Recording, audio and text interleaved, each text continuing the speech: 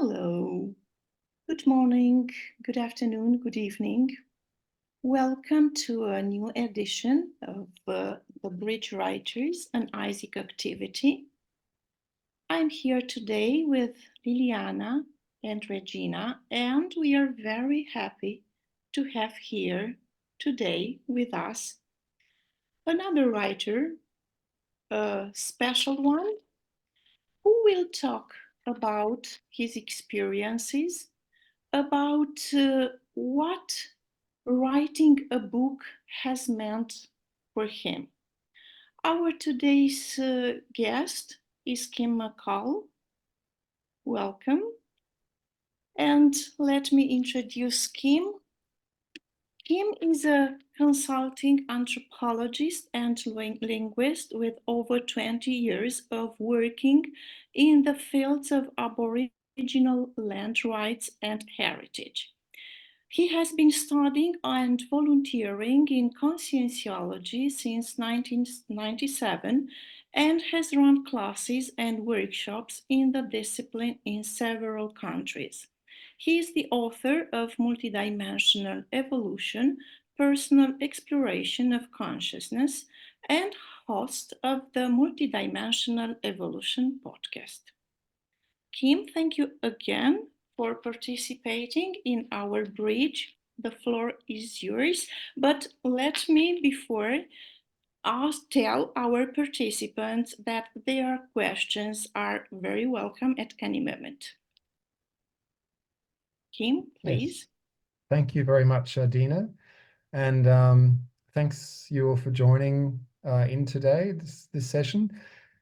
Please, the people who don't have their screen on at any time, please feel free to put up your virtual hand with the reactions button if you would like to jump in, ask a question, even to clarify if something I'm saying isn't clear. I'm not sure about everybody's English here in this space. Please feel free to ask if there is something to be asked, or to make a contribution. I was just told, so I'd watched a previous episode, which was Juliana's of the Bridge Riders. Normally this isn't on at a time that is very friendly for us here in Australia, so I haven't attended them before. Yeah, I don't think I have. Maybe Tony Muskov. Has Tony Muskov done a session with you guys? Or yeah, I think I saw that. I think I was there for that because that was on a good time for us. But I had the impression from what I watched that these sessions are quite interactive, and that's what I've sort of thought. It's not I haven't done a full lecture, right? It's more of just some talking points and some ideas. So yeah, I'm keen to keep this session interactive and have some discussion and so on. So let me just share my screen.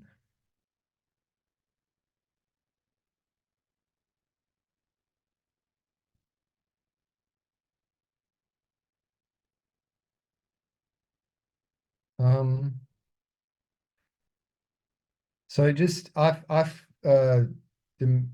can't see anybody's images, so otherwise they get in the way of the slides. I'm not quite sure, Adina, how people can alert me, but I think if somebody puts up their hand or something, or just interrupt, just feel free to interrupt if you wanted to. We can let you know. Yeah, please. So when I was asked about this, I just thought of this idea, this title, right? The evolutionary repercussions of writing a book. But then in preparing this, I actually thought that really the same applies to other things we can write, right? So I would like to talk about the range of things that we can write and put out into the world, and the kind of repercussions that I've found that has had for me. So this is the standard. I guess this comes with the slideshow. It goes without saying. Not that I'm going to be saying anything particularly out of the realm of what people normally believe, I think, in this presentation, but nonetheless. Nothing that I say here, don't believe anything. Experiment, have your own experiences, write your own books, write your own things, and find out what these things are like for yourself. And actually, that's a way I would quite like to start, if I can get this back to showing me everybody.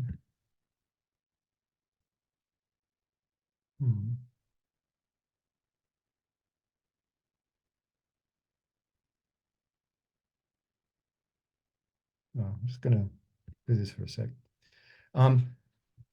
Sorry, otherwise I can't see you. Because I was gonna just ask for a quick indication about what what do you like? So I know, for example, that Juliana's written a book, but otherwise, what have people written, or what is there something that you are working on in writing, or that you would like to write, that you have a particular goal?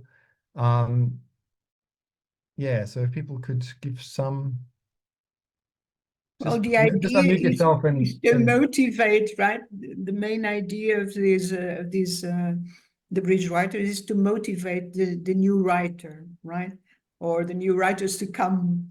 So some of us may be already in the process of writing something. I am, for instance, but I don't know about everyone, but for us, it's incredibly valuable, obviously, the experience of the published writers in how they went about it, doing their self-research, their research, the process of their writing, how it happened for them, the first book, how it got published. All that process for us is fascinating and inspiring, right? And so you're working on a book, I think, Liliana, aren't you? I am And at present, yeah. yeah, and what about Adina? You're working on. I know you're doing a lot of translating, but do you have time to do your own writing? I think I'm working at my teaching course, Yep. but well, into the future, yes, of course, I want to. I'd love to write something. Yeah, There's a project already. yeah, Yes. well, yeah, yes. I have a couple of ideas, and I hope to have inspiration to yeah to write at least one book into the future. But I think that Jörn has raised his hand. Yes, good morning for everyone. What for me is very interesting, Kim, is do you have phases writing a book? So how to start, when you start to write, did you feel safe? And how are the phases of a book up to the end for publishing? Do you write, you have written the book in English, so was it easy for you? I'm writing my book in German language, and what I felt is the first was how can I contact my my people I want to talk or to write to. So this was very tricky. I changed 3 times the style, the grammatics, and it was not easy. After some years, I felt, oh, I have to change everything because the people who want to read the book, they need a different style. So this is for me interesting to hear. Have you had some doubts in how to write it, and what is about your experiences you want to share, and the concepts of conscientiology? How does this work? This is very interesting. And in the end, how to publish. You didn't publish it in editaris. So how does it work? Do you like to make a second edition and publish it in conscientiology, or what are your ideas here? Okay, that's great. Yeah, I'll touch on all of that, I reckon. Yeah, anybody else who's in the process of writing, or is interested in writing, who would like to I don't know, share something, or raise what you would be interested in touching on? Well, Juliana is writing her second already. So Yeah, but I'll leave for the new writers, first time writers. I think it's more important. Yeah. Also very valuable, because you were initially, Julian, you were going to do one, and then it came the idea, right, to this part probably that you are now touching needs a separate and dedicated book to develop. This is also very interesting, because it was in the process of writing the first that afterwards, after reviews, that came the idea that this part needed for you to go in depth, right? Mm. Not really. Um, So what I start to realize is completely different from the first one. But not that was my second book, actually was the first book that I wanted to write, actually. So these are the topics I want to touch on, the whys, why are we writing? What's driving us? What's motivating us? And I think part of that includes of who is it that we're writing for? In fact, that's probably a question that sits underneath all of those, really. The what, what kind of things are we writing? How do we go about it? What are the techniques? And that touches a bit onto what you said, Jörn, about the different flows and the stages in writing, and then some of the results. But I was thinking in preparing this, because I called this the evolutionary repercussions of writing a book, right? And I was thinking, what actually is evolution? What do we mean by evolution? We talk about evolutionary repercussions. Evolution, I mean, I just picked a few things, sort of images that seem to reflect that in some way, symbolize that in some way. The idea of the phoenix out of the ashes, right, is just a nice symbol of in the process of changing. Often change involves going into through some really difficult phases, to the point that we feel like we're dying to ourselves to be reborn in a better way. This is an inner process we can experience in different phases in our life. Writing a book can perhaps produce that kind of sensation in us at times, where almost like what you're describing, Jörn, when you talk about you have to throw everything away because everything was wrong and you have to start again make some really major changes. This image here, the thing I like about it is that it's got the earth down the bottom. I think it's probably meant to represent the process of death, or like a near-death experience or something. But I also I like to think of it in the way of the connection to the physical dimension and earth and life on earth, and then the mental soma, right? Having the mental soma and us being in between that and managing to I guess be with both, right? This idea of the feet solidly in the ground, of the soma and the earth, and the mental soma open to the cosmos.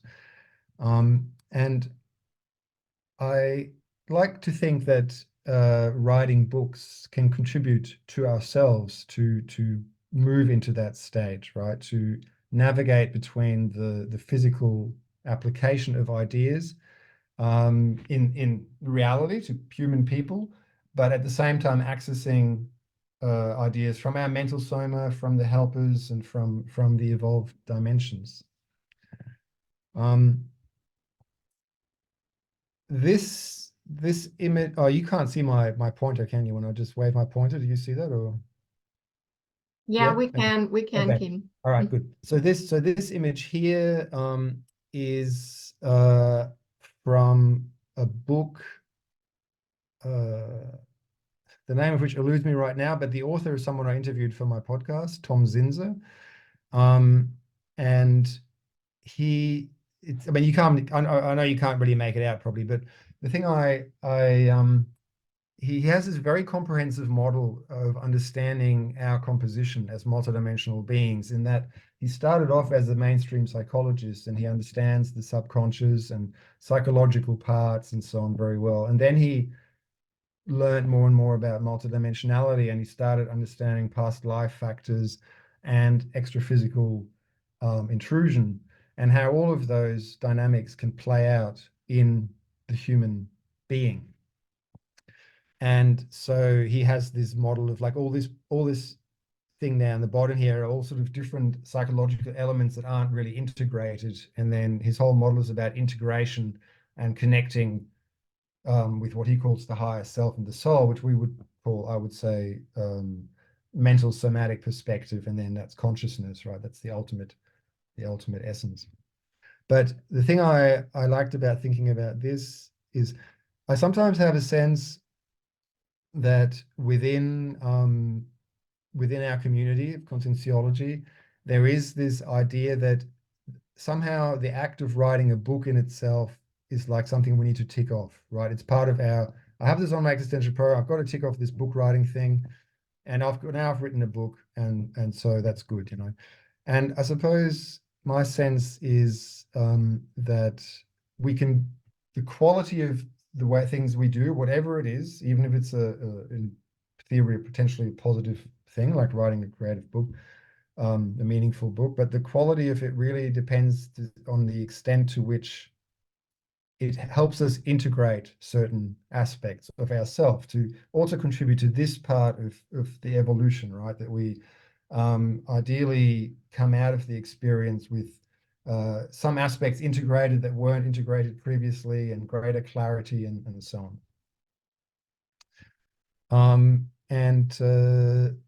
Yeah, and then I just added the Buddhist idea of the wheels and the time and the various dimensions, just because it shows us that the idea of evolution is very old. It's been there for a long time, and people have conceptualized it in different ways, right? For the Buddhists, it's about getting to that stage of the Buddha mind, which we might call the Serenissimus, and there the emphasis is a lot on acts of service and on assisting others, which is obviously also our focus. And so that's the question about how does what we're producing assist, is a contribution to others. I think when you're talking about constellological writing, I think that's a really important thing to think about. May I ask a question, Kim? Of course. Related to what you just said, you were talking about the quality is related to the integration, right? I was wondering what exactly you mean by that. I had the idea probably you can mean, but please correct me if I'm wrong. Something like also integrating our topics, right? That are important for us to recycle or to overcome, topics to overcome in our lives, you know? Is it what you mean? Because for me, it's like this idea that the quality is better. Let's say if I write about something I have a personal experience with, you know, and I can help other people by sharing this experience, or how did I overcome the issue, or at least how can I address a extra physical target group as well, and an intraphysical, right? So these are aspects that came to my mind when you were talking about integration. Is it this part that you meant? Yeah, that is definitely a part of that. To like, I guess one of the big differences between writing conscientiological writing and writing maybe just mainstream academic writing is that ideally it will have an element of ourselves, like you just said, you know, your own something that you're recycling in yourself, and you're processing it and you're sharing it with others. But also the act of writing itself is a tool of recycling. You know, it brings clarity. I mean, that's what it is for me anyway. It's a discovery. Like I think I'm writing about something that I know about, but as I'm writing, I am knowing about it more deeply. I'm learning something else. I'm discovering something about myself. Mm-hmm. Yeah. Yeah, thanks. Liliana, did you have you had your hand up? I was going to add exactly that. The process of writing brings clarity to your own thoughts, first of all, and helps organize your thoughts and helps you to go deeper into certain ideas and concepts, thinking more about them and becoming as they become clearer, right? It's a self-clarification, it's a self process of awareness, is a self-study at the same time, you know, you gain self-knowledge. And as such, that is the value of writing a book. Because one of the things, each one of us has different, what we call target audiences. Even in the way we think and the way we speak, that directs us towards, or our preoccupations or our interests, that directs us to a specific target audience or audiences.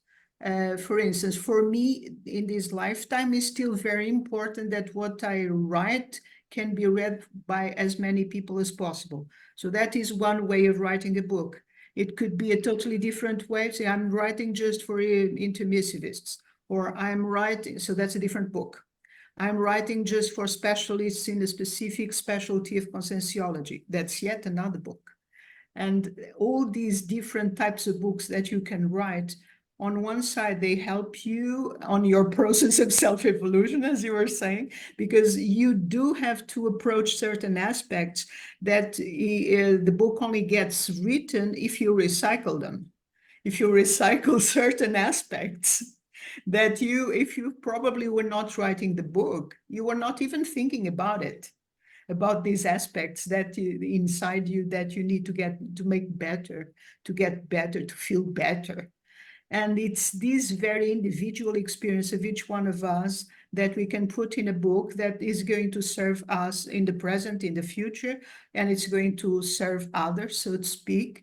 And that is the value of writing a book, no matter what, you know, if it's a high quality or not so much, but the process, our internal, our individual process is extremely valid for other people, because there are other people like us out there that we may be helping with this book.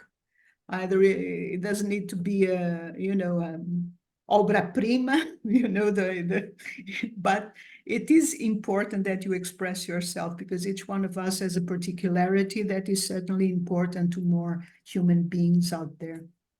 That's how I see it, at least. Yeah. All right.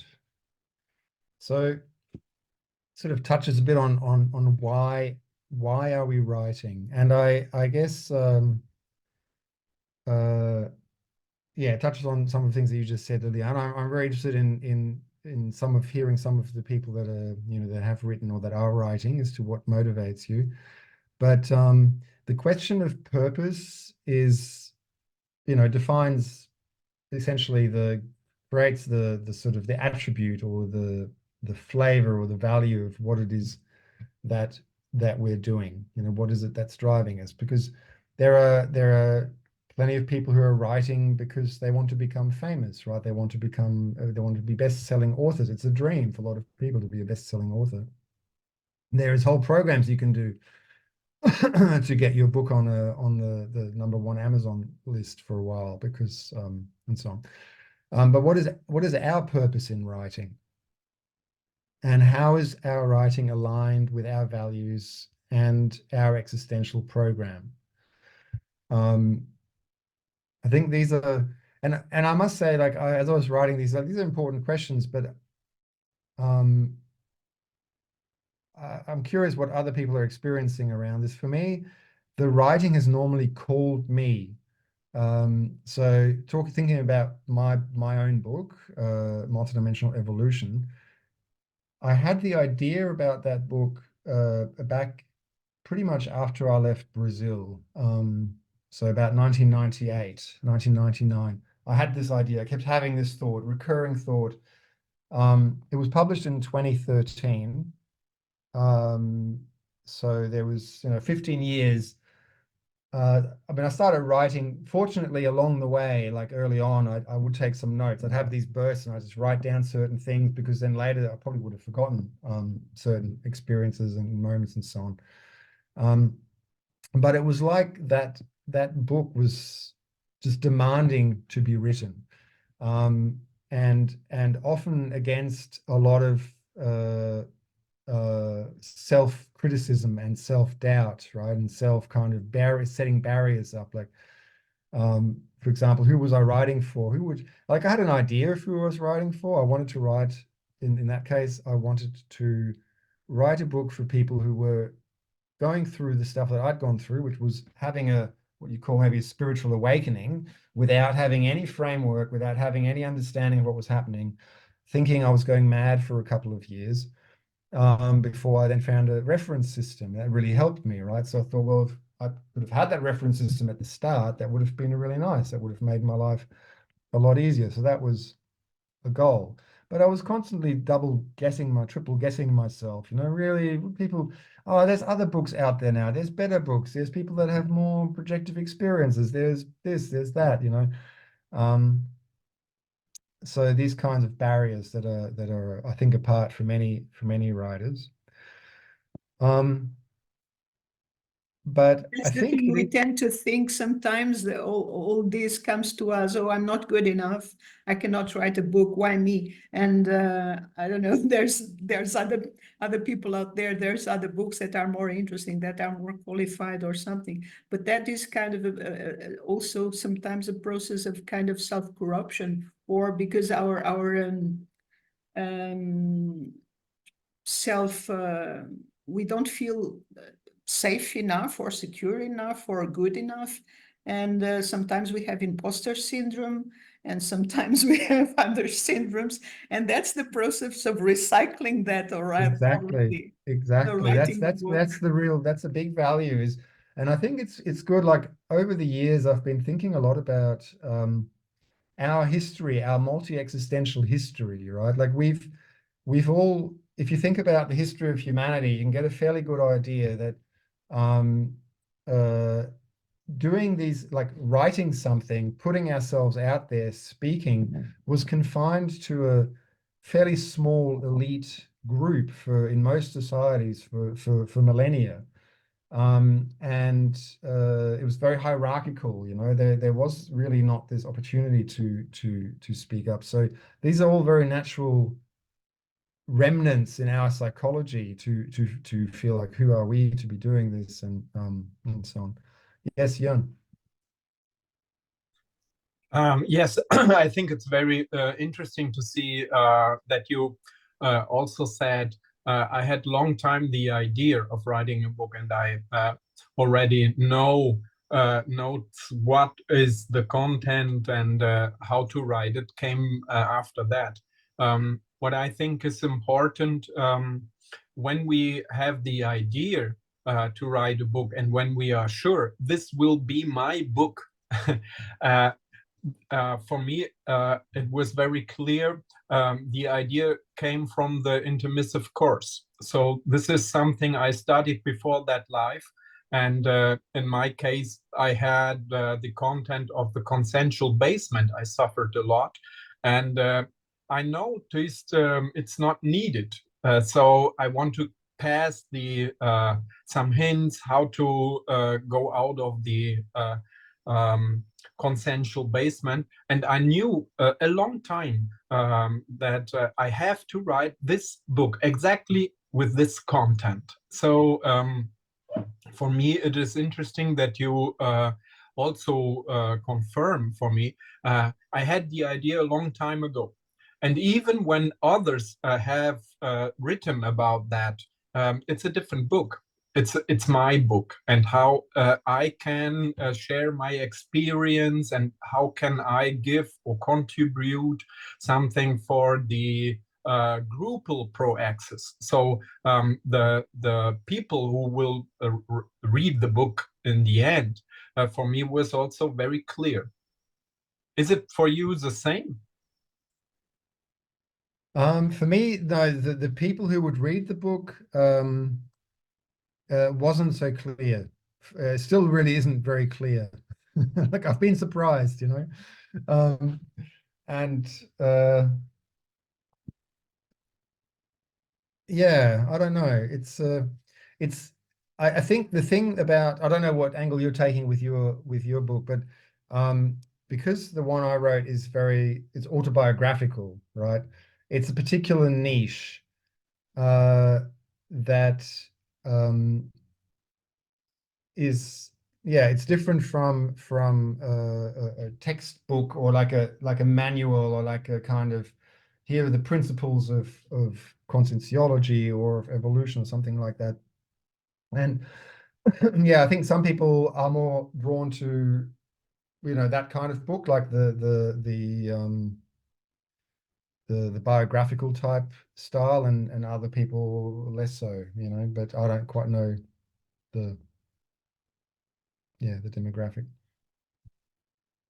Can I just add something? What Jorn was saying reminded me that before I came across conscienciology, and I knew, you know, from quite an early age that I kind of had an important thing to do in this life, but I didn't know what it was and when it was going to happen. And it kind of every year I would think, well, it didn't happen this year. When is it going to happen? And then what is it that I need to do? So I had this idea of a mission, or what we call an existential program, in a more technical way. But one of the things that I used to think is it writing a book? And that came in very early. And I said, well, it's not just that. My head, it's not just that. So, and that took me a long time until the present time. But there was already an idea of a book. It's funny enough. And another thing that I would like to say is all our books are, to some extent, very individual, so to speak, and they are all autobiographic, because when you write a book, the way you write translates the way you think and the way you feel, the way you thosinate. So all books are, in essence, very autobiographical. And then others become more autobiographical. And the one that I'm writing is also autobiographical. But there is the lacto stricto and this the you know in a lacto sense, everything is autobiographical, and stricto sensus, some are more than others. Kind of. I guess I'm making the distinction. For example, I've been working on another book which is essentially anthropological, like a multidimensional Aboriginal Australia, right? So that is, I'm talking about a subject matter that is outside of me. Yes, there will be little vignettes and so on in that, but it's like Valdiviera's projectiology. You know, there are little stories of his in there every now and then as a projection, but a lot of it is like textbook style. So I guess that's the difference to the strict biographical one. Yet everything that you wrote is extremely autobiographical, because it's all based in his experiences. And so we are supposed to write based on ours. That's also an important aspect, because everything that he wrote was based on his experience. And now what about our experience? This is I mean, in projectiology also is an analysis of other people's writings, right? There are chapters in there that are I would say not necessarily his experience so much as reviewing and collecting, like parateleportation, for example. You know, he's talking about other people's the initial experience books, of yes, that but not and the last understanding and so on.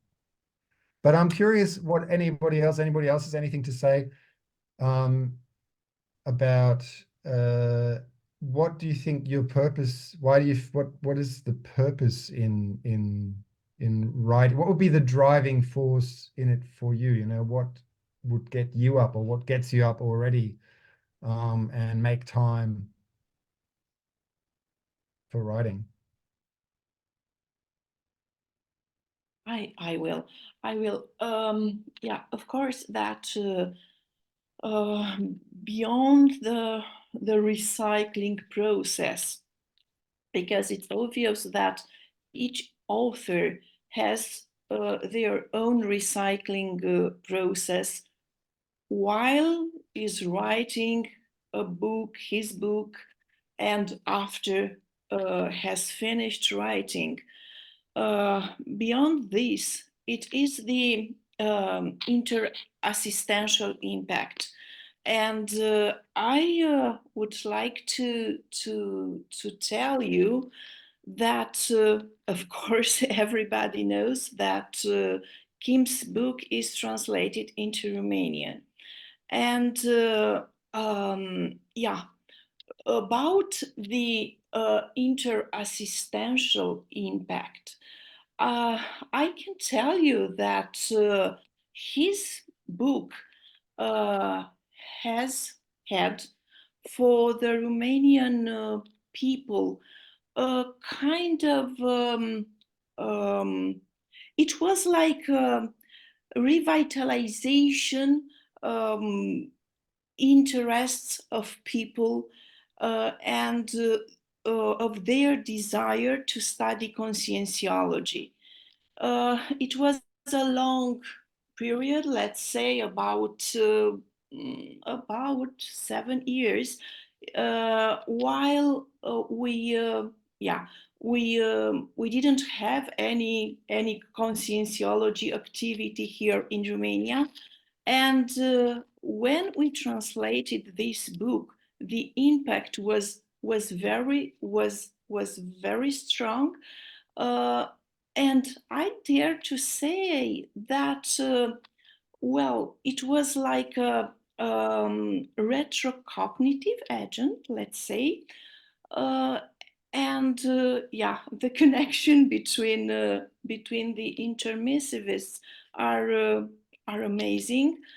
And yeah, I think yeah, in a nutshell, I think that it is very important to think that who are we, or you are writing for. Yeah, we are writing first of all for our, yeah, because it is part of our existential program. I totally agree.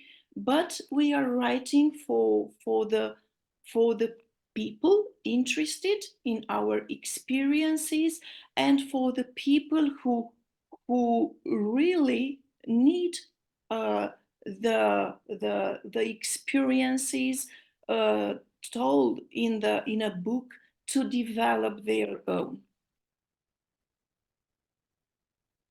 Yeah, thanks, Adina. And I have to say, like this, like I would not have known, for example, that I was writing for a group of people in Romania. You know, that was not.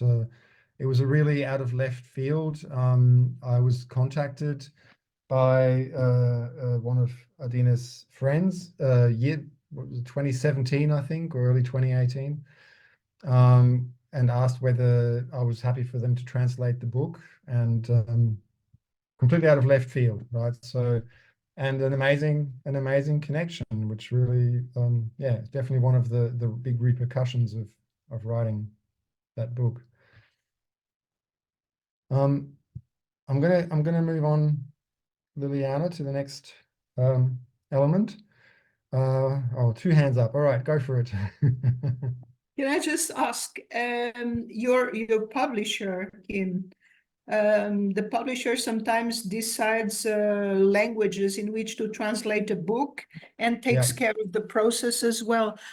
Did this happen to you as well, or not?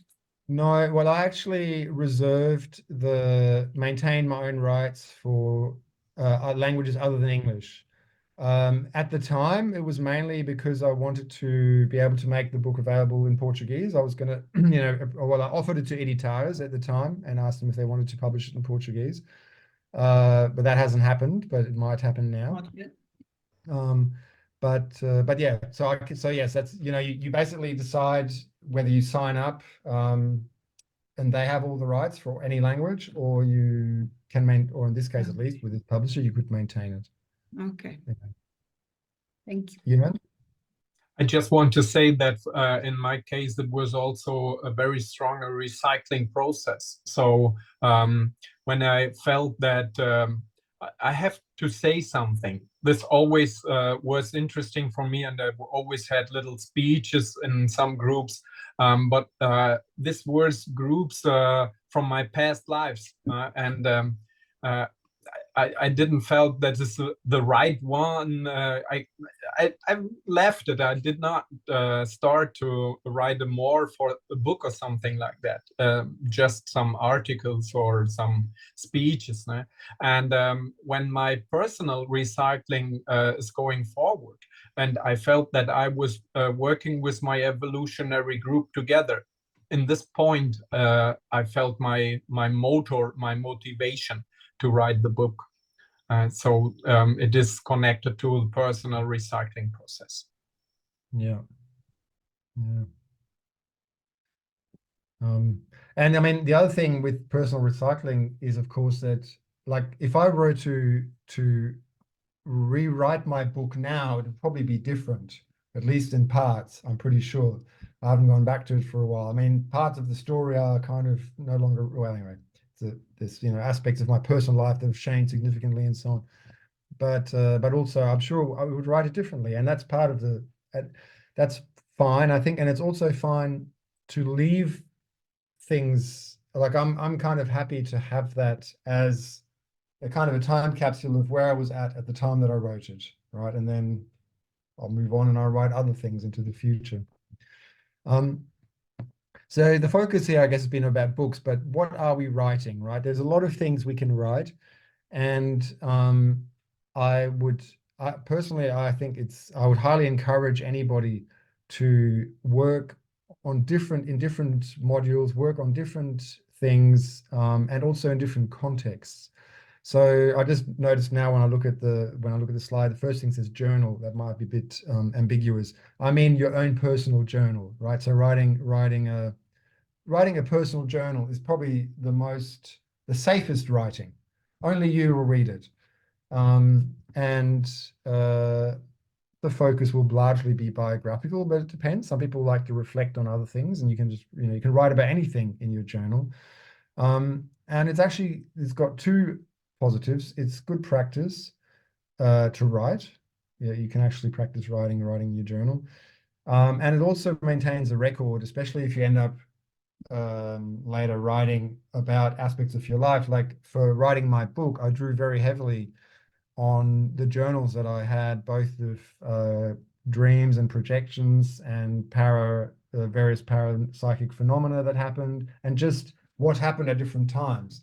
I went back to that a lot, and I was very grateful that I had those records in preparing the book. Yes, Regina. I just wanted to ask if you want to rethink about your sentence, a journal is only you that is reading. Do you think that's the case? I mean, in an introphysical sense, I agree for sure, no doubt about it. But I think if we think of multidimensionality, it's probably not only us reading the journal and And it's being also, integrated in this process of writing it, right?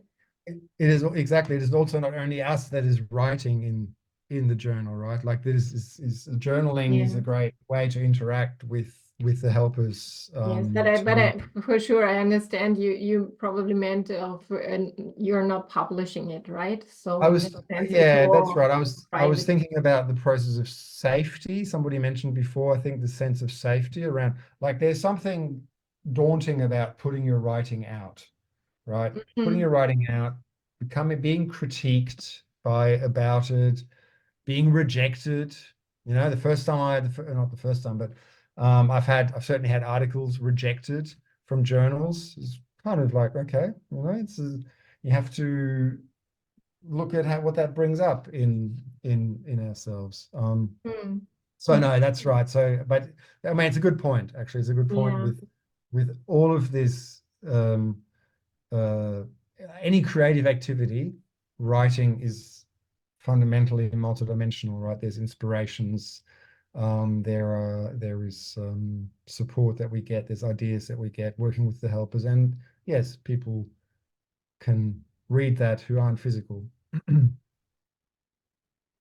Yeah, I also picked up that idea because I once was writing only a short article, you know, it wasn't a huge work in terms of, there came a book out of it. But I was writing a small article with some people from Brazil. There was another person involved, Ecuadoriana. Isn't that well said in English? I hope so. Ecuador. So it was a very interesting experience because even though it was not a large work in terms of number of words and so on, it was interesting, the multidimensional aspects, and this is what I want to share. Because it was interesting, we had people that were not capable of speaking English. We had people that were capable of translating between Portuguese and English, and me not very fluent in Portuguese. So I understand maybe 70%, but I'm not able to communicate in this language. And so we all thought, okay, it could be a challenge to write together, and especially writing this text in English. But it turned out it was such a great experience for all of us, because we really had this challenge to put out our ideas, which we put together. And very clear, you know, we need to really think properly about what is it that we want to say. And we also experienced that we were connected to different target groups in terms of, I was German, they were Brazilians, and someone from Ecuador. So we really could feel this presence of different extra-physical companions involved in the process. And this was really, really interesting for us as a group. You know, it was also connected to the group study in pacifismology. So it was really interesting, even though it wasn't a huge work. But for us, this learning process was really, really interesting. A challenge, but we did it. And afterwards, we were in a kind of euphoria, you know, we did it and it was great and we got the things across and so on. So it was really nice. That sounds like a great exercise in universalism and groupality. Yeah. Liliana. I just wanted to say one good thing I think also in conscienciology is that we do have this thing of, you know, rejection and criticism and things that we need to learn to deal with. But at the same time, in conscienciology, in the conscienciological magazines, there are many these days, magazines or journals, and also in the publishing of books, nothing gets rejected. You do get reviewed a lot, maybe in some cases, but nothing ever is rejected, because we really care for giving voice to everyone, and everyone has something important to say. And with the thing of getting published, for instance, I wrote poetry for 20 years in every day, kind of, and I never wanted to publish anything. Exactly, because of that feeling, oh, review, oh, you know, rejection, oh, you know, and that's, I think, things that we need to learn to deal with, I suppose. It's not easy, but it's part of the recycling process, maybe. Yeah, I think it is being able to be okay with having our creation not accepted by somebody else, right? So yes, I've just gone through different things. Like if you're starting off with writing, you know, an article is a good place to start, or even a blog post. So I guess the thing about blog posts is you have complete control over it. You can write it and put it up, and that's it, on your own blog, right? And that can be a good way to get used to putting information out. The article I'm thinking about more like a journal article where you will get reviewed and you'll get critiqued. tends to make for better writing. I think that's a really good thing to remember, and a good way to respond to critique, is that often I'll get, people, there'll be comments by the reviewer and I'm like, nah, they misunderstood me. No, that's not, I'll have like a sort of resistance to it. And then when I sit down and look at it, sometimes maybe there was some, maybe I don't always accept everybody's comments, but on the whole, it makes the product better to have other people look at it and give you feedback and write it, right? So it's a really important maturation to be okay with that and go, okay, how does this improve me? And then you really realize that we're also working as a team, that there's that we've already got the extra physical helpers helping us writing, and then we've got intraphysical helpers helping us make things better and so on. Encyclopedic entries I thought of, and then Eliana mentioned here in the comments that she writes dictionaries. I hadn't thought of that as a category. That's a really interesting, very technical category of writing. Pensatus is I guess a very consensological idea, right? To succinctly capture an important concept in a phrase, in a single phrase. Also related to that would be the what's it called? Tri-vocabulary megathoscene. Right, to have like 3 terms to capture a big idea.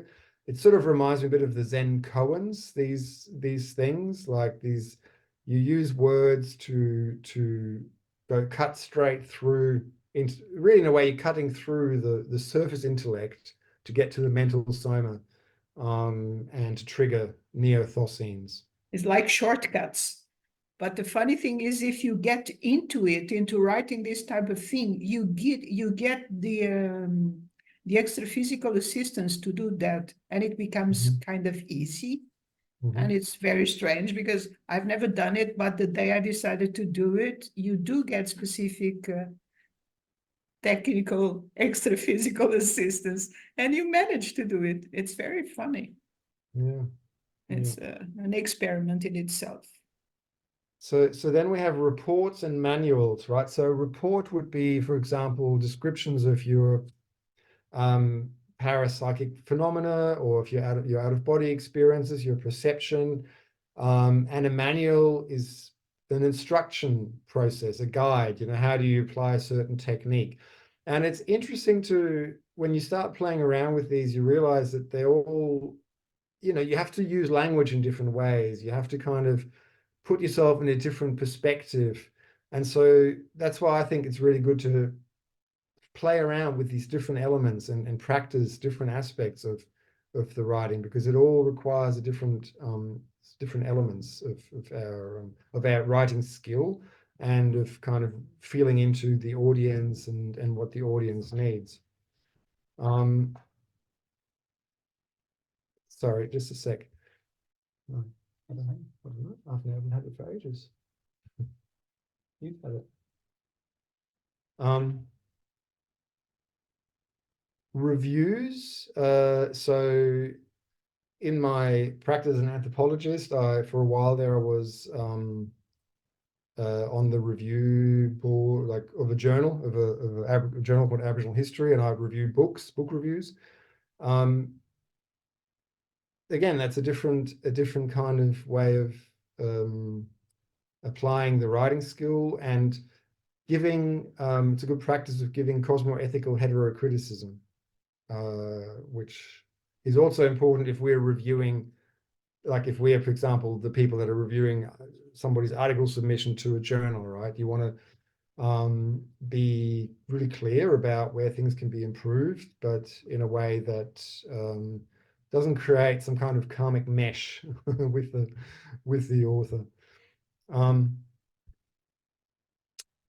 Obviously, then we have books, and then there's different styles, right? Fiction and non-fiction. I guess on the whole in conscienciology, we tend to value non-fiction generally. I think most of us are writing non-fiction, but as we know from some of the sort of classics, like Jesus, what's it called? Christ Waits for You, Christus Vel por ti, or other kind of some of those channeled texts that are novels. There's an early French OBE. I'm looking up there because in my bookshelf up there, a book which is a novel about OBEs, basically. So you can convey ideas very differently, perhaps through fiction. And it's a completely different genre, right? You have to write differently and give a whole different touch. You mentioned That poetry, book was Juliana. psychographed, right? Hey? That book was psychographed. Yeah, that one was psychographed. Yeah, exactly. But I mean, and then we can also say maybe all books are partially psychographed, right? In a way, I often feel like that after I've written something, I'm like, who actually wrote this? I don't even remember writing this. Yeah, poetry, I think is, I guess probably like Juliana. I mean, the poems that I have written in my journals, only me and some concierges have looked at them. I don't have any ambitions to publish them, but I do think poetry can be really powerful, a little bit like the pensatas and so on. You can convey, if you have the gist for that, right? You can cut through kind of barriers and get to the nub, especially emotionally, I think, to convey emotions and impressions really clearly and beautifully in poetry. And it's a way of synthesizing your thoughts Exactly. as well. The Synthesis. message Yeah. is all synthetic, but it's Yeah. all there, and it sometimes can be really in-depth thoughts or in-depth feelings. Yeah. So the popular science and the scientific technical texts, right? I think a lot of conscienciology books are pretty technical, and I would put them in that scientific technical text. And that was actually one of the motivations of my book, was that I wanted it to be accessible. I wanted to make conscienciology accessible. So that was a goal that I had around that. And then this was just a final thought I had. Like, we're focused very much on writing, and I do think writing is it's its own kind of domain, but it's only been over time since doing the podcast that I've got for a while, that I've realized that itself is a really important resource that remains, right? And you can use it and you can give it to people and you can kind of make information accessible. And it also involves writing, right? There's not so much because the conversations, but I do have the introduction that is written, and there's aspects of the questions that are written, and you're trying to craft something. I guess that's where the similarity is, right? When you're writing something, you're thinking about, what do I want to get out? What do I want to express? What are my big headings? And that's kind of similar with creating something talked, right? All right, I've been indicated at the time, so I'm going to get to the bit that perhaps many of us are interested in, which is some techniques about the writing. And I liked both of these, and I think in some ways these memes, writers realizing the only way their book will be written is if they write it. I don't know if any of you have gone through that, but I because we are working with the helpers, and we probably, most of us, know the feeling of getting that assistance. And like I just said, you have this feeling sometimes that you don't know who, like, I don't even know who wrote this after it's written, right? But that only happens after it's written. To get there, you actually have to sit down and write the bloody thing.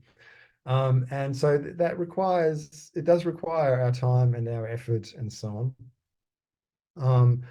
And I think some of that, and that I think is where the evolutionary part comes in as well. It's an opportunity to get to know ourselves, and to get to know what works for us and what doesn't work for us. I just wanted to mention a comment here that somebody's put in the comments there, which is by Maria. I think that books written from the impulse I feel deeply like writing attract people eager for evolution, and those written in I want, I must write attract more curious people. That's an interesting reflection on the impact of the motivation on the audience. Yeah, I'm not sure. But you know, there's probably links there between motivation, audience. Liliana. I just wanted to add on these types that you have there a good list of things you can write. These days we have a CI, right, Communicons, who offers courses on writing scripts for films. Ah, yes, good point, good point. During COVID, I did a script writing course, actually. I love the idea of doing a script for a film. It's yeah, one of these days. That would be a nice thing. Yeah, so routine. What is our routine, right? So I think this is it's very natural, the tendency to look at people who are successful writers and try and perhaps copy them. You know, for example, I think my what I understand, Valdo would do a couple of hours of writing between 4 and 6 in the morning, first thing getting up, you know, and I did try and emulate that for a little while. It doesn't work for me. It's not my time in which I seem to work best. For some of us, writing every day might be good. And I actually think that there are times in the writing process, especially if we're in that sort of stage of really trying to finish it off, that I think writing every day is almost essential because it keeps you in the Holocene. It lets the ideas flowing and so on. But at other times in your life, you know, you have to tie it around things. So maybe writing 3 days a week at different times works, or spending a couple of hours every Saturday, every Sunday, or whatever it is for you. But having a routine definitely helps. The Pomodoro technique, which probably everybody is familiar with, but it's basically setting yourself a timer for a certain time, 15, 20 minutes. And you know in that time you're not going to go away, you're not going to go on Facebook, you're not going to answer a phone call, you're not going to whatever. You're just going to write, and then you'll have a break after that. You can walk around, you can do a stretch, you can make a cup of tea, and then if you can come back and write. For me, that works really well. It's actually kind of a game changer to know, okay, I've got 5 more minutes, you know, it'll just forces me to stay put because I get very easily distracted otherwise. I'm going to give Jörn the first dibs. I think first is Liliane, but okay. What is also a good idea is to participate in group writings. This is what we made with the German group, and we meet all 2 weeks, and this gives also a routine. It is more additional to the personal routine, but the Holocene of writing, of the G-Scan that we are making, it helps a lot to have a good contact with the helpers. And we can have a feedback in time. I have here a question, is it understandable, or something like that. This helps a lot. And Absolutely. more people who are not so sure what can I write, they participate and are writing something, maybe an article or something. It's Exactly. very good to group writing. Yeah, I agree. That was my point here. Support groupality. I totally agree. And I have a writing buddy here in Adelaide that we meet every couple of weeks or something on a Saturday or Sunday. We meet in a cafe and spend an hour just each writing, and just being there with someone, and they're focused and you're focused, and it kind of supports you around the focus. In writing my book, we had I actually did that at the time with a group of volunteers from the IAC. We did they called a writing marathon. So everybody around the world signed up and to writing at least 15 minutes, half an hour, whatever works for you per day. And you're all in different parts of the world, but the fact that you're all there doing it and you're all tracked on you track yourself on a shared spreadsheet, that made a huge difference, and that really got my book from it's an idea in my head with little bits and pieces here and there to becoming a manuscript, that It was writing good marathon. that it helped you. I also participated in that marathon, and I think that probably you were the winner from all everyone that participated. You were the only one that got the book. Well, I appreciate your support then, Liliana. Thank you very much. As far as routines and techniques we are talking about, I would just like to add that Sandra Tornieri came up with one, and she is writing about it, which is also interesting. The same way that we dedicate 1 hour per day for our penta, the idea is to dedicate 1 hour per day at least for our writing, and it works best in her opinion. So it's her suggestion, it's her technique, that you write right after penta. You arrange a time of the day for your penta and the hour that comes for writing right after, because she gets you get a lot more out of it, right? A lot of help, extra physical Yeah. help. You get more out of that hour per day. So that's an interesting one. And what Jorn was saying that he is doing also with his German group. This is what UniESCON does. I participate it's once a month. I participate in UniESCON Immersion in Writing, which is happens once a month, and it's like that. It's a field where the people, now Juliana is also participating. People just get together and they are writing their book. While sometimes I only have this time every month, which is not good enough to finish my book. I need to do better. But it's like we do Friday afternoon, Saturday afternoon, and Sunday all day. Once a month we get together, and then there's feedbacks, and people just half an hour before each field we discuss, give ideas, suggestions to one another and things like that. We talk a bit. That's So a that solid works amount of well. time. They are waiting for some English speakers to come in UniESCON to do the same in English. They said, we are waiting for you. We have to wait a little bit more. But it's a future. Yeah, that's great. I was just going to say, on groups, for people who are not in CAEC, where you have a group, for example, available, I don't know if this is in Germany or in Romania or whatever, but there is a worldwide movement called Shut Up and Write. You can Google them and you can have a look. We have them there. I know they're in all the English-speaking countries for sure, and I think they're also outside of that. And they have basically volunteer-based writing get-togethers. We have them here in different libraries and stuff. And I used that for quite a while. I went there to the Shut Up and Write sessions, and they're just everybody, random people writing their different things. But it is that group holocracy in the focus. Everybody's quiet, everybody's working, and it just motivates you. Adina. Yeah, we all agree that conscienciological writing and conscienciological style is very, very technical. And in this context, in your opinion, is the talent, the gift, the innate talent important, or conscienciology, knowledge, and multidimensional understanding or connection with the helpers are enough? Do we need talent to write conscienciology books?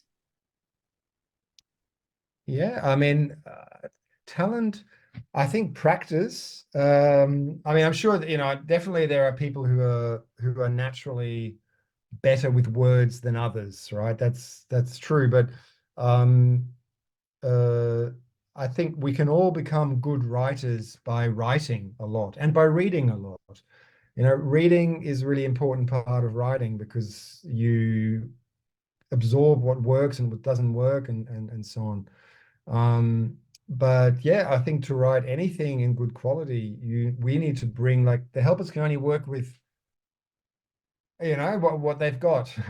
So if we can refine the instrument, then they can do better work, but it's up to us to do that. Yeah. Can I So add on to that as well? I had the helper telling me once if you don't put your hands on the keyboard, we cannot help you. Indeed. And if you don't have the words in your brain from the dictionary, then they can't use them. I do want to go here on this Gandalf meme though, that when you begin editing your first draft, right? Dark and difficult times lie ahead. Soon we must all face the choice between what is right. Oh, not Gandalf, sorry, Dumbledore. Between what is right and what is easy. Mixing up my wizards here. So editing a book, like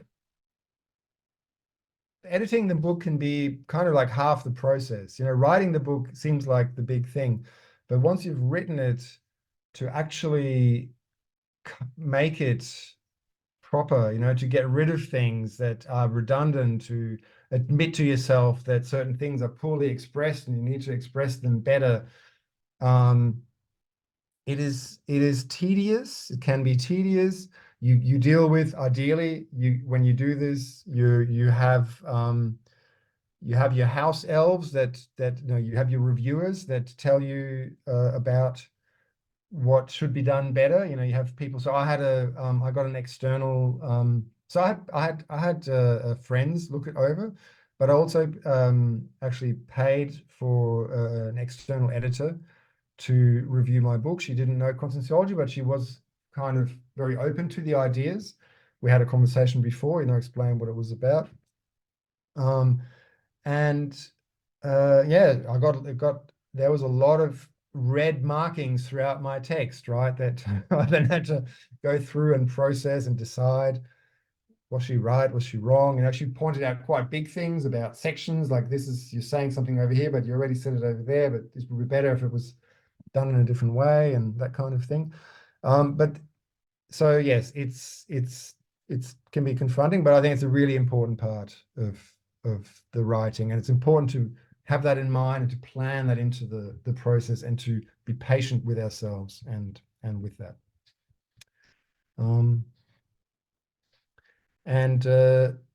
I guess the other point I'll make here, diligence versus perfectionism. I just came up with that word diligence.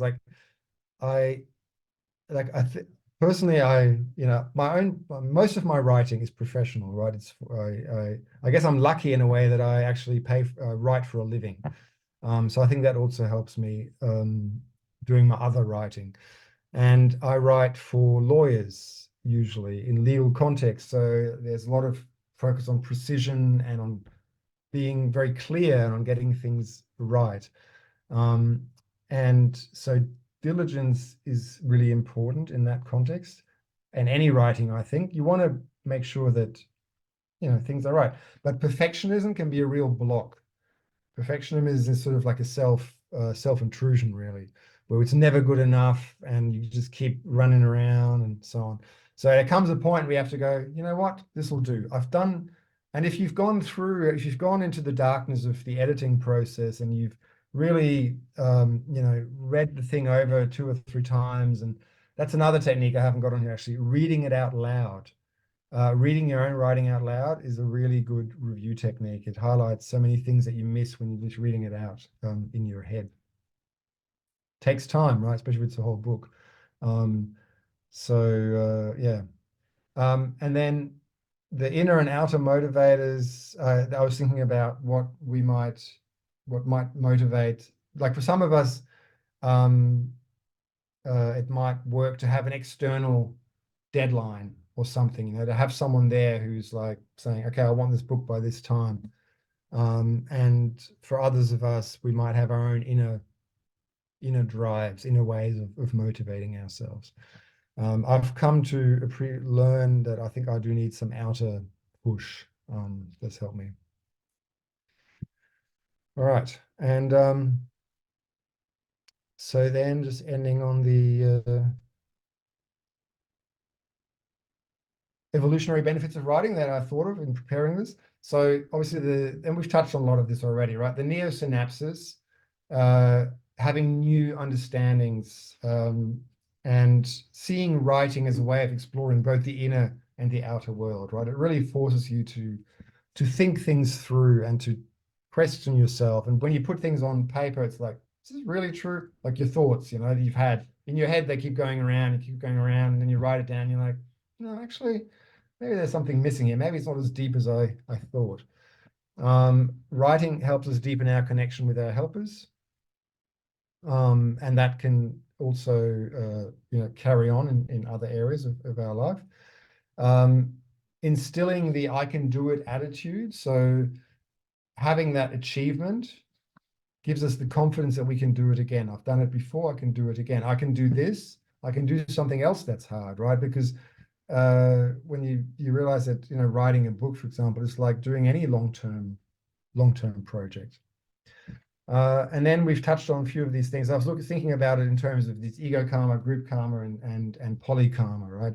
So most of the things, and I think that it's kind of quite reflective on how the karmic divides are in a way. I think it's around ego karmic resolutions, confronting our fear of failure and of heterocriticism, understanding patterns of our inner resistance to doing something that is hard, right? Writing is hard, sitting down, staying put with it, what comes up for us. Resolving our own legacy from previous lives. So what I was thinking of there, for example, I've realized through various retrocognitions that there's been lives there where I've written really obscure and virtually incomprehensible things that had kind of left left a legacy within myself of not being understood and not being understandable.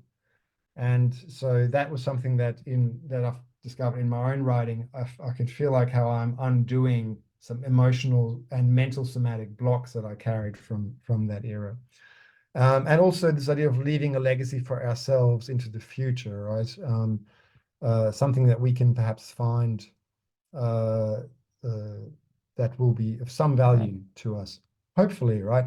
It's interesting to think about, like, if you think about books from 100 years ago, a lot of them seem quite quaint now. You know, this information has changed so much. So what will the books be like 100 years from now, 200 years from now, what we've written now? But hopefully what we're writing now will be of some value to us in our own future. And then the group karmic expansion is making new connections. And that has multiple dimensions to it, right? It's the connections we get in writing the book. I think we've touched on this, right? Writing a book is actually a group exercise. We do it with colleagues, we have reviewers, we get support, we have people, you know, cheer us on. Then when we've put it out into the world, we meet new people, right? Our book ends up in Romania, suddenly we meet Romanian people, we visit the country, make new friends and relationships. We get invited to speak at places and, you know, meet other people of like minds. So it opens up this kind of realm of connection that of part of our karmic group. We're also supporting, if we're writing something that's assistential, we're hopefully supporting our karmic group with what we've left out there, right? So we're sort of contributing to the community. And again, leaving a legacy for members of a karmic group. And then perhaps my little pointer to polykarma is that there's probably other elements, but that's what essentially, I guess the potential of putting something written in the world is that it reaches people with whom we do not have prior group karmic connections, and opens new doors for people and creates new connections beyond what we've ever known in past lifetimes. And I know we're getting short on time, so I'm just going to jump to I think it's the last slide. And I just wanted to reflect on the different things that I've just said in terms of, I was thinking about my own writing, and that's actually, I found that really interesting. And I thank you, Adina, Regina, and Liliana for the opportunity to speak here, because it made me reflect. You know, I haven't really reflected on my writing like this before. Because it showed me the areas that have, I guess, naturally, right, but they've throughout my life been kind of important in my writing, and tie into the things we just talked about with the group karma and so on. So the first thing I ever published was in the Journal of the first journal of the Journal of Conscientiology, and it was an anthropological look at conscientiology. And so it's interesting because at that stage, I just graduated. I just had an undergraduate degree in anthropology. I hardly thought of myself as an anthropologist. I had no idea that I would end up creating my career in this space. But it kind of, kind of defined, like it brought together the two lines of knowledge, if you want, that would have defined my life ever since, which I wasn't aware of. I'd also think when we're in journals and so on, it's interesting to think about who else are we with, because I feel, I think we have to hold this lightly, but I do think there's an element. So it was interesting for me to see, for example, that Tony Muskov had an article in that same journal. I don't know, you probably can't see it, right? But so Tony had an article in that, and now Tony's obviously a really close colleague here in Australia, right? We both ended up in Australia. Neither of us knew that at that time when we wrote this. So then I've obviously written a few number of anthropological articles, and there's been two focuses which are interesting. One is this focus on obviously on things to do with consciousness.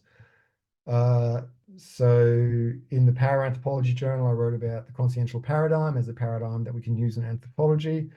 And I edited this journal essentially to be able to write about traditional Aboriginal healing practices from a multidimensional perspective, right? How can we understand those? And then I've contributed an article in this German ethnography in Australia. And that's obviously interesting, in case anybody here doesn't know that I'm actually German, despite my non-German name, and have this clearly a connection to Germany that I didn't even know I had, right? Because I've come to Australia and I've gotten really not enmeshed, but I've written a couple of articles now about Lutheran missionaries and their work with Aboriginal people, and reviewed a lot of the Lutheran writings over the years. And I have no doubt that this is part of my karmic group, right? That particular community of Germans and their relationship with Aboriginal people. Yeah, and then there was a few articles I've written. I was really drawn to writing about racism for a while, so I've written a few of those.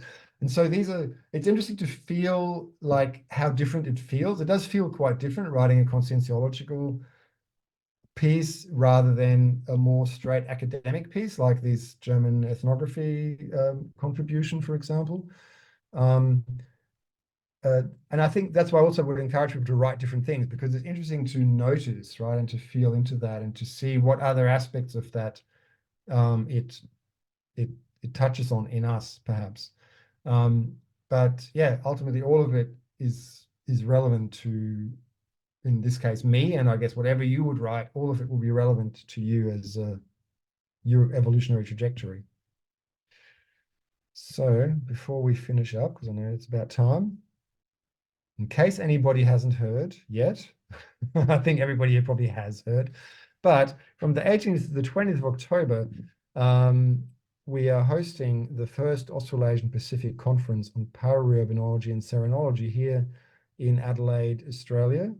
The program is shaping up. We have a really nice variety of around, I think we're at about 15 speakers, including a external guest speaker from the US, Roger Nelson, who has been running the Global Consciousness Project for many years now, doing some really interesting research in interconnectedness between consciousness around the planet.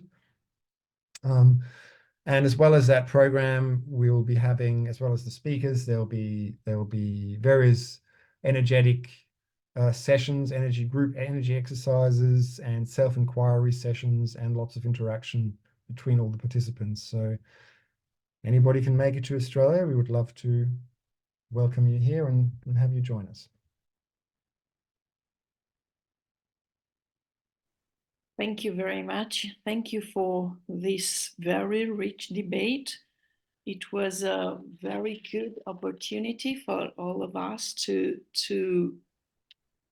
have other understandings about this topic, and Thank you to all the people who participated with us today, and we hope to see you all in our next activities, ISIC activities, or generally speaking in English activities. Thank you very much. See you soon.